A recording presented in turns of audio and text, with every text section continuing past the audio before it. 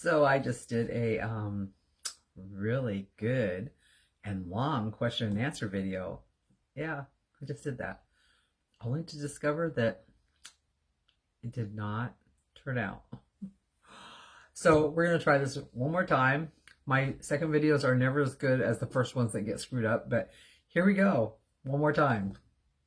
Okay, so I try to do a question and answer at least once or twice a year because I get a lot of questions, and if I don't do this, then they get bypassed, they get overlooked. So I don't have a whole lot of questions I get on here because what I do is I condense them. Sometimes they're not worded the same, but they're the same question. So that's what we're gonna do here. Because things change as life goes on, as we discover more and more on this journey. Things change. Like in the beginning, I was doing less protein than I am now. I mean, there's just been some changes. So let me just jump into it. Okay, so how long have I been doing this? July 2020 was when we officially started. It was just a few months after I had that stroke in March of 2020, and it was during lockdown, so it was a perfect time to try something like this, right? And personally, for me, the whole point of this was I was already overweight. I became obese from being in the wheelchair and stuff after the stroke because I gained weight rapidly. I mean, it was unreal how fast I gained weight. I Part of the reasons I used to work at Amazon, I had my stroke during the time I was working at Amazon in a warehouse where I was walking 16 miles a night, and suddenly I'm in a wheelchair and I'm eating tons of French fries and tater tots and vegan chicken strips and stuff like that. A lot of brown food. And so yeah, I gained a lot of weight really rapidly. So it was for health. For me, it was for health. I needed to get this weight off. So 3 years officially since I started doing this. The biggest takeaway. Okay, the reason I put this in the beginning is because I'm going to repeat this several times, but you never have to be obese again once you learn how to not be obese. Does that make sense? That was my personal biggest takeaway, was that I will never have to be obese again. Wow. I've been obese since I was starting at 8 is when I started gaining weight.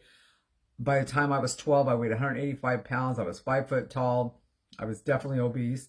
And I've been obese off and on ever since, my whole life. And I'm 62.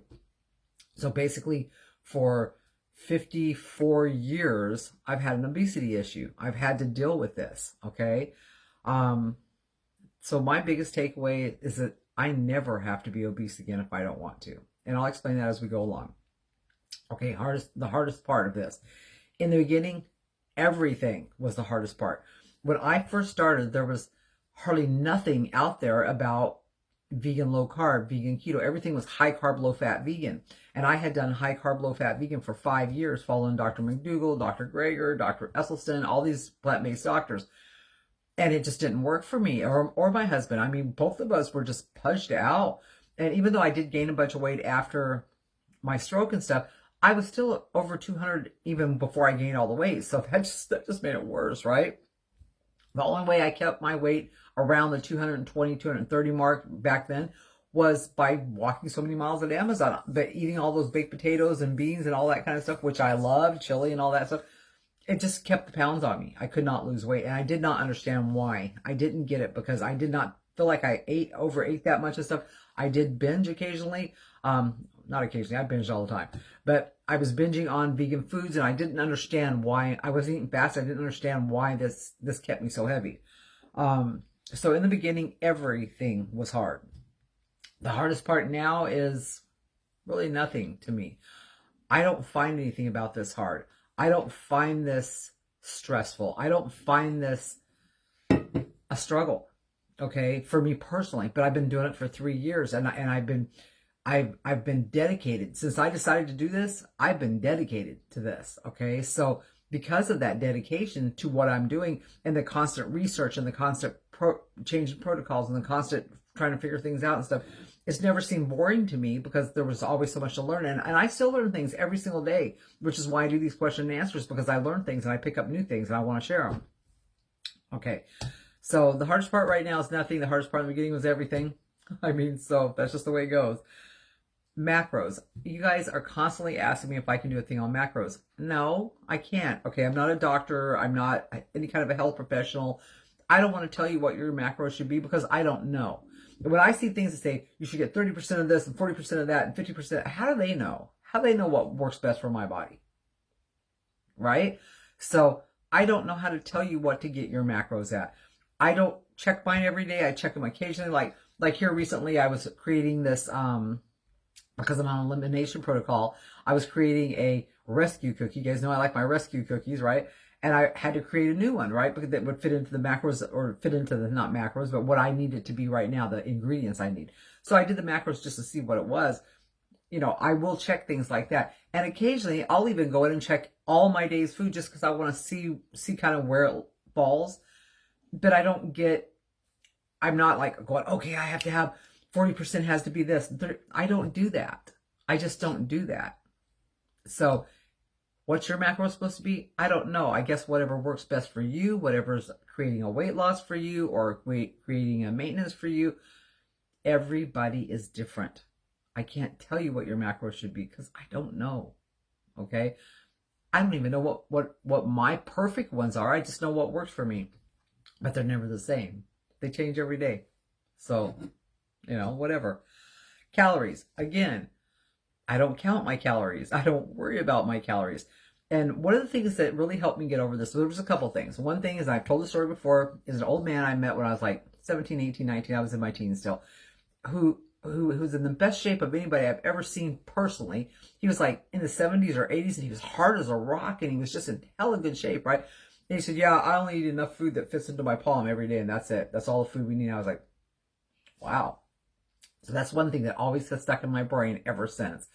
The other thing was knowing all these people that have weight loss surgeries, including one of my own daughters, that get 400 to 600 calories a day for the rest of their lives, and they don't die, and they're healthy. A lot of them, my daughter's extremely healthy and active. You know, I'm like, okay. And hearing her weight loss start, because I went to a few of her appointments, say, calories are not a big thing. Don't even worry about them. Just eat nutritional foods.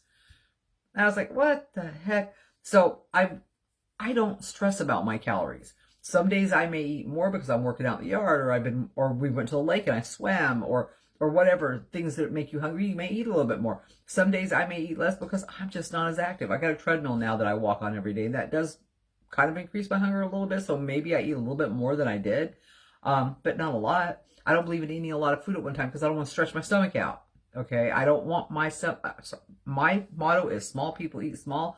I'm always going to go by that. I'm always going to believe that. And I eat small now. That's how I eat. Okay. So boy, I went off on that one, didn't I? 1 meal or 2. Again, this is up to you. If you're more comfortable eating 1 meal a day and shoving all your calories into that 1 meal, then do that. Do you. Okay. There are days that I will eat, we call them meal 1 and meal 2 because they're not breakfast, they're not lunch, they're not dinner, they're just whatever. Everybody picks a window and that's where you eat, right? Especially if you do intermittent fasting, which we're coming to. So I may do meal 1 and it was good, it was yummy, it was satisfying, it was satiating, and I may not ever get hungry again, so I don't eat. I don't worry about it. I'm not stressing about it. Or maybe I'm starving a few hours later. I always make sure there's 3 hours between my meals. Maybe 3 hours later I'm hungry, or 4 hours later I'm hungry, so I eat another meal. It's not ever as big as the first one. I don't, or sometimes the small one. Sometimes the small one would be tiny and the second one would be big. Not usually, because usually I don't even eat the first one until I'm hungry. But I don't worry about the 1 or 2 meals a day so much anymore. I used to always want to have 2 meals a day no matter what. I'm trying to stretch this stuff out. In the beginning, because I needed the power of the greens and the magic of the greens, the appetite suppressing and the craving suppressing and all that, I did make sure I get the 2 meals every day and make sure I get my greens in both meals, because the greens are what gives you that appetite suppressing and stuff that you need. So kind of have to play with that too and figure that out for yourself. Fasting, IF and longer. IF is intermittent fasting. I love intermittent fasting. I start intermittent fasting after my final meal of the day. It can be the first or the second, whatever. And I fast until we go all the way back around to the next meal. I do have coffee in the mornings with my husband because we like that little coffee time together. But sometimes he gets up early and has to leave for work early. And on those days, I don't have coffee. So it doesn't matter. I mean, however you want to do that. My favorite and most useful vegetable. You guys, this is funny. I don't have a favorite vegetable. I'm not a vegetable lover. We've talked about this before too. I've never been a vegetable lover. I'm not somebody who's going to sit here and go, oh, I love blah, blah, blah, because I just don't. But one thing I do love is mushrooms, which I know is a fungus, but it's in the vegetable family. And that is my favorite. And to me, it's the most versatile because you can use it for any kind of a meat thing. You know, I love that about it. So mine would be mushrooms. I do use a lot of zucchini and a lot of cabbage and a lot of that kind of stuff because we have a garden. We grow those things. Plus, we get them in our free produce box. Oh, and greens. Chard is my favorite, and I have lots and lots of chard. I grow chard. I get chard. I love chard. Protein. Again, we're going to talk about this. When I started this, I was under the belief that you should never have over 28 grams of protein at a time, small amounts of protein. And because I only ate twice a day, I tried to get about 40 to 50 grams of protein. Now, there's new science out that says that it used to be that the belief was that if you got over 30 grams, it was just wasted because your body could only assimilate 30 grams. The new science says that even if you only assimilate 28 to 30 grams, the rest of it is stored to be used for later and is stored in your muscles.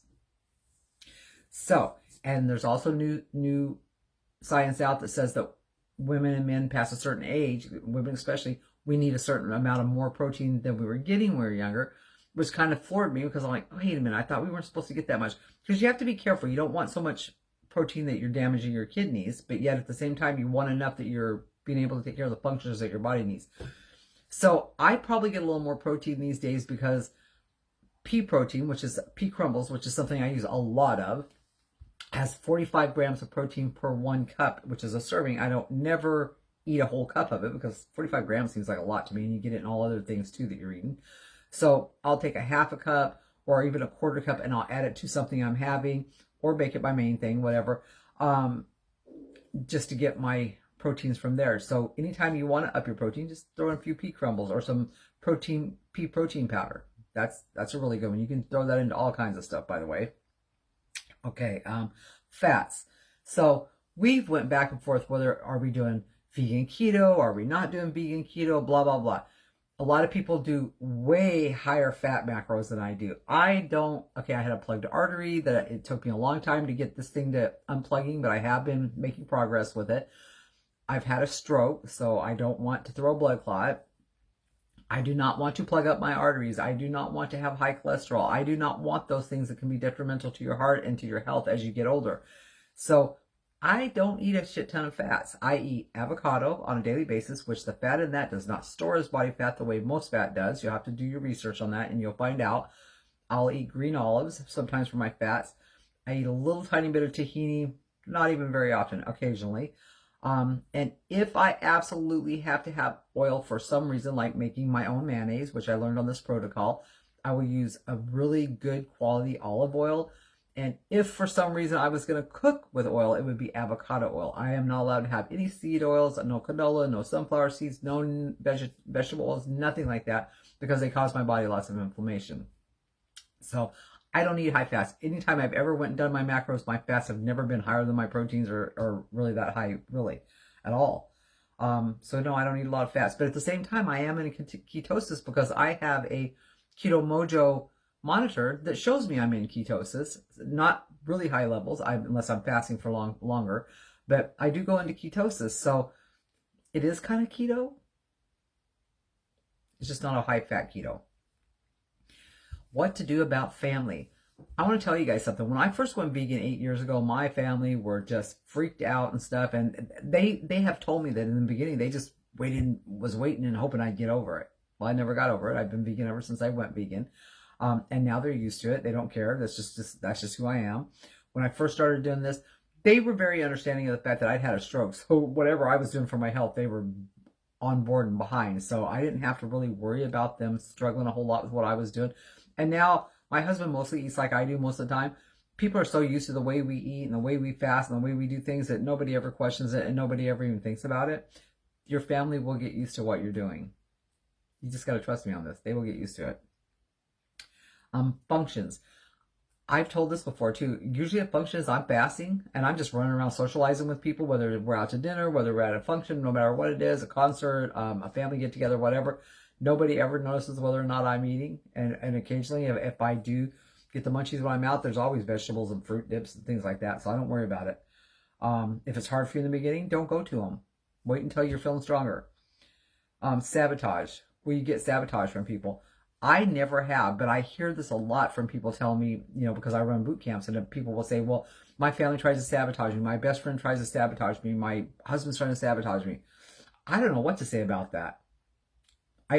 No, really, I don't, because I would be like, why are you trying to sabotage me? What are you doing? I'm blunt. So I would put them on Front Street. What are you doing? Why are you doing this? I wouldn't let people get away with that. So stick up for yourself. Speak up. Binges. I was a big time binger. I was a big time gorge eater. Oh my God. My very last binge was November 14th. And I know because I journal everything, and it's in my journal, and it's in big block letters. And my last binge ever was November 14th, 2020. I haven't binged since. Just the longest of my life I've never binged. I just feel like I'm binge free now. But boy, I do know how bad it was in my life at one time. It was like horrible. Like I used to go to bed at nighttime thinking I was going to have a heart attack and die in my sleep. And that's what I'd be known for.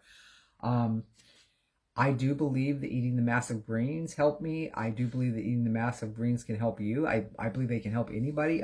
Look up some science on the power of greens, and you'll be shocked. If you do have a binge eating problem, you might need to see a counselor. You might need some type of medical help. I don't know. But for me, the greens and the way we eat fix that for me. Watching food shows, I had to laugh because in the beginning, I could not even watch my favorite food shows because it would make me hungry. It would make me want to go and cook. It would make me want to do things. And when I have long fasts, even now, I don't watch food shows. But most of the time, I don't care. Okay, so that's all I'm going to say about that. So cooking for others. You guys, tonight I'm cooking a spaghetti dinner with Beyond Meat, real noodles, all the sauce stuff, and garlic bread for my husband and granddaughter. I can't have none of that. I'm not allowed to have the butter on garlic bread. I don't eat the bread. So even if it was keto bread, I still couldn't have the garlicky butter stuff on it. I can't have the red sauce at all because I can't have any tomatoes on my elimination thing. And I can't have the faux meats because they have all the seed oils in them, and I can't have those. So I can't have anything that I'm making them tonight. And spaghetti and garlic bread, you know how that makes your house smell. This house is going to be sounding off later. It just is what it is. Those aren't my foods. You just gotta, you will train yourself eventually that, yeah, it smells good, looks good, but that's not my food. If that's not your food. Before I did the protocol I'm on right now, I could have had the sauce. I could have had a keto bread with the butter and stuff on it. So, if you don't have an issue and you're not on any kind of a protocol that you can't have that stuff, I could have had it. Cooking for others has not been hard for me. The elimination protocol that I'm on right now started out, it was for inflammation that I was having in my hands and stuff, like an arthritis type thing. That's what started me on it and stuff. Once I got going and found out all the things that were being fixed inside my body and stuff and how good it was for me, I couldn't stop. And so now I'm like on my 3rd week, going into my 4th week, absolutely loving it. I'm completely 100% pain free. The only pill I take is a 2.5 milligram high blood pressure pill at bedtime. That's it. That's the only pill I have to take of any kind. And yeah, until my artery gets completely unplugged, which I'm assuming that it will eventually. It's went from 65% to 25%. So yeah, I'm hanging in there. Yeah, so I love the elimination protocol. I never thought you'd ever hear me say that, because you start out, you eliminate everything, and then you add back in 1 thing, 2 things, 3. Now I'm to the point where I'm adding back in things, and it's fun. I'm learning what foods I can have and what foods I can't. Some things I think I will miss, but it just is what it is. And that's it. That's what I've got for today. That's my question and answer. And this video is way longer than I like to do videos, but I hope that helped. If you guys have more questions, feel free to ask them. Send them to me. Ask them below this video. And, it might be a while before I do another question and answer video, but I'll get to them when I can. And hang in there, guys. Hang in there. If you're doing this for your health and stuff, hang in there, because it's so worth it. If you're doing the vegan low carb for your weight loss, definitely works for that. Definitely works for that. We've got lots of people that in our group, which I will put the link to below this. There are tons of people in our group that will tell you for a fact that this does work. So, hang in there. Come join our group and ask us any questions you have. All right. Ciao. See you later.